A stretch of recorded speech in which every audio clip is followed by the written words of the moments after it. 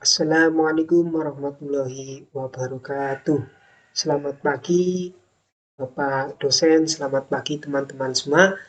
Perkenalkan nama saya Catur Wibowo dengan NPM 20105020076 dari kelas Teknik Mesin B atau kelas 2. Sedangkan di sini saya akan menjelaskan terkait metrologi industri yang diampu oleh Bapak dosen Ikhwan Taufik, Sarjana Pendidikan Magister Engineering. Untuk dasar-dasar metrologi industri yang pertama itu ada pengertian metrologi. Di sini saya akan menjelaskan, bisa dilihat terkait pengertian metrologi. Apa sih yang Anda ketahui tentang pengertian metrologi?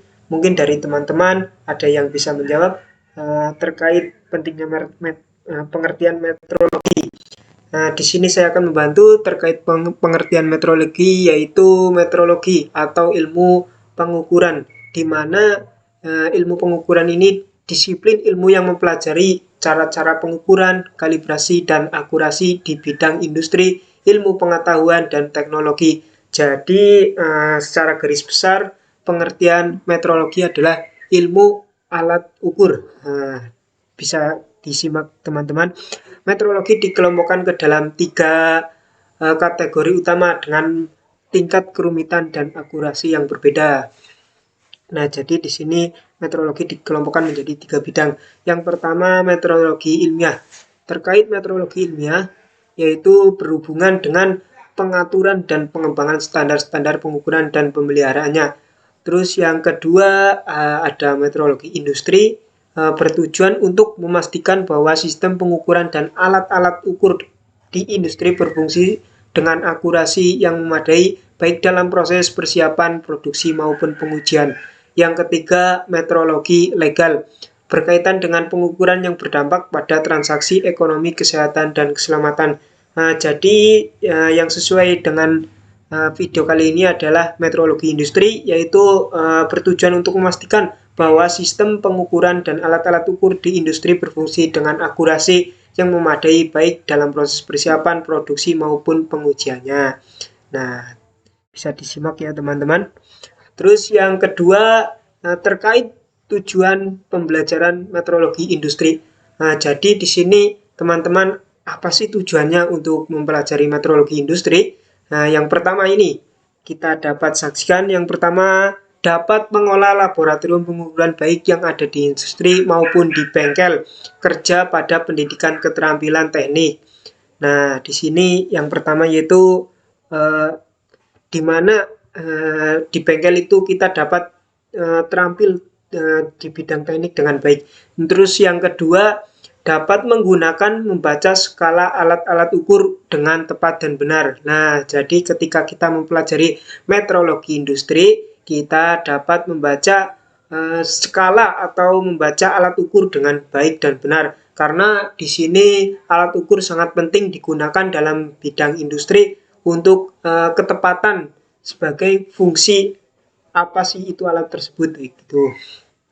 Terus yang ketiga, teman-teman bisa baca, dapat menentukan dan memilih alat-alat ukur yang tepat sesuai dengan bentuk dari objek yang akan diukur. Nah, jadi yang ketiga, kita jika mau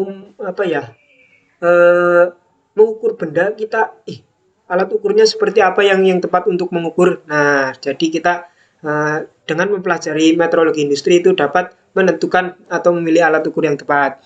Terus yang keempat itu ada dapat mengkalibrasi dan memelihara alat ukur. Nah, selain menggunakan alat ukur, kita juga dapat memelihara alat ukur dengan baik supaya alat ukur tersebut bisa tahan lama, awet, dan tidak mudah cepat rusak. Kemudian yang memiliki pengetahuan tentang sumber penyimpanan pengukuran dapat menentukan bagaimana cara mengurangi seminimal mungkin penyimpanan tersebut. Nah, jadi kita juga dapat mengetahui terkait sumber-sumber penyimpanan pengukuran. Terus yang ke-6 yaitu dapat merendah biaya infeksi semurah mungkin dengan penggunaan fasilitas yang ada secara efektif dan efisien. Nah, di sini kita biayanya lebih irit dan efisien ya teman-teman.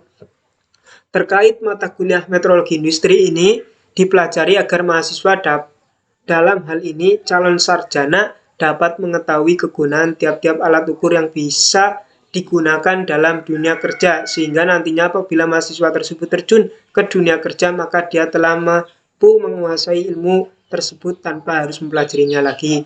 Nah, ketika kalian sudah mempelajari metrologi industri, ketika kalian sudah lulus sarjana dan terjun ke dunia pabrik atau industri, kalian hanya perlu mengulang lagi, tidak perlu mempelajari dari awal karena kalian sudah tahu dasar-dasarnya tentang metrologi industri. Nah, teman-teman, ini sebagai tujuan mengapa kita harus mempelajari metrologi industri.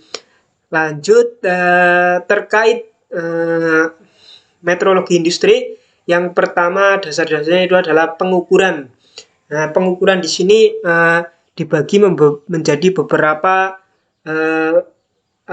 kesimpulan, di mana yang pertama yaitu ada definisi pengukuran. Nah, apa sih teman-teman yang kalian ketahui tentang pengukuran? Nah, pengukuran di sini adalah proses perbandingan suatu objek yang belum diketahui nilainya dengan suatu besar yang sudah memiliki standar dengan menggunakan alat ukur yang telah dikalibrasi. Jadi, pengukuran adalah sebagai perbandingan suatu objek ketika memiliki standar dan digunakan menggunakan alat ukur yang sudah dikalibrasi. Ketika kita menggunakan alat ukur, itu harus melalui proses kalibrasi karena untuk mencari ketepatan dan agar sesuai dengan apa yang kita inginkan. Terus yang kedua, yang B atau yang kedua yaitu fungsi pengukuran. Ketika kita sudah mengetahui definisi pengukuran, kita harus tahu apa sih fungsinya pengukuran itu. Yang pertama yaitu menurut para ahli, pengukuran mempunyai beberapa fungsi, diantaranya adalah yang pertama, proses menyebutkan dengan pasti angka-angka tertentu untuk mendeskripsikan suatu produk. Terus yang kedua, mempermudah komunikasi antar desainer, pelaksana pembuatan, penguji kualitas, dan berbagai pihak yang terkait lainnya. Terus yang ketiga, melakukan kontrol quality agar sesuai desain. Yang pertama itu menyebutkan dengan pasti angka-angka tertentu untuk mendeskripsikan suatu produk. Jadi ketika suatu produk itu harus ada keterangan ukuran. Jadi untuk menyebutkan dengan pasti angka-angka tersebut. Terus yang kedua, mempermudah komunikasi ketika antara pembuat gambar, pembuat produk, dan penguji itu harus ada sebuah angka di mana itu membutuhkan pengukuran terlebih dahulu agar sesuai dalam pembuatannya, sesuai dengan apa yang diharapkan dari gambar tersebut. Terus yang ketiga, melakukan quality control. Ketika barang sudah jadi, sebelum terjun langsung ke bengkel atau ke konsumen, itu ada sebuah quality control atau pengecekan kembali. Nah, itu di pengecekan kembali itu ada pengukuran kembali di mana sesuai dengan angka yang diukur dari awal atau sebelum dibuat atau pas pendesainan. Kemudian klasifikasi pengukuran. Klasifikasi pengukuran yang pertama, pengukuran langsung, yaitu pengukuran dengan menggunakan alat ukur langsung dan hasil pengukuran dapat langsung terbaca. Contohnya adalah penggaris. Nah, ketika pengukuran langsung ini kita dapat menggunakannya secara langsung tanpa harus menghitung kembali. Nah, kemudian yang kedua yaitu pengukuran tak langsung. Pengukuran tak langsung di sini yaitu pengukuran yang dilaksanakan dengan memakai beberapa jenis alat ukur pembanding standar dan alat ukur bantu. Contohnya blok ukur.